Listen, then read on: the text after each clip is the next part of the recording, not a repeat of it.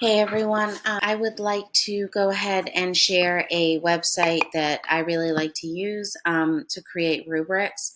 It's called Ruby Star. It's a great website. Before I found Ruby Star, I was making all my rubrics without this website, and it was extremely challenging, especially being a first year teacher. It seemed like a lot of work, which it is. And so they offer some wonderful ways of creating a website. You do need to make an account just right up here. You do need to sign up, and then it'll give you access to all the tools that this website has to offer. So, some of the things that it has to offer are rubrics for class debates, historical role playing, interviews, even if you do like newscasting at your school, puppet shows, storytelling, oral presentations, and video talks.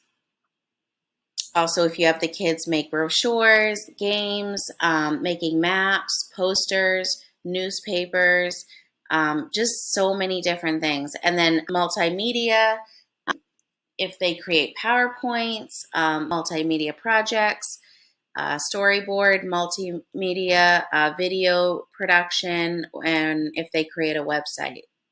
For the sciences, there's a bunch of different options here as well. Building structure, lab reports, science fair experiments, scientific drawings, research and writing, and anything English-based, writing class, language arts. There's a bunch of stuff here as well.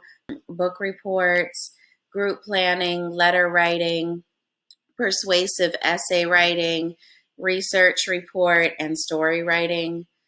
Work skills, collaborative work skills, and also gives you a self-evaluation. Math, graphing, and math problem solving.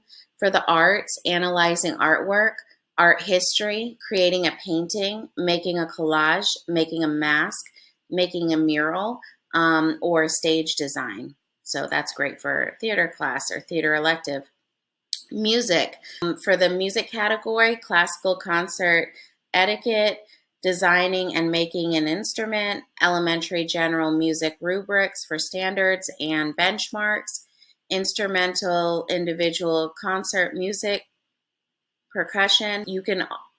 And then there's a reading category here as well. So independent reading, elementary, literature circle, and you can go ahead and read these in detail.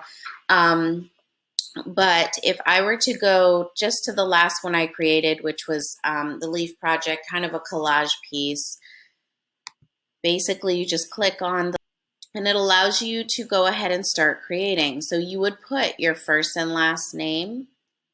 Let's just try this again.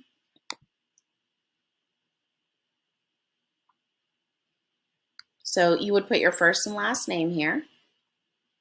And then you would also title your lesson. So you would put your title here. So mine was a Leaf Project.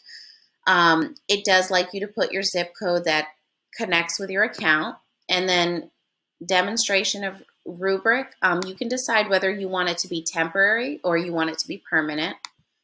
Then it has the different categories. So especially for art, it gives you the categories already that you are going to use to evaluate the students. So quality of construction, understanding of media, creativity, design, attention to theme, number of items, time and effort, titles and text. So say I wanted just to put maybe creativity. So it is numbered 4, 3, 2, and 1. So 4 is several of the graphics or objects used in the collage reflect an exceptional degree of student creativity in their creation and or display.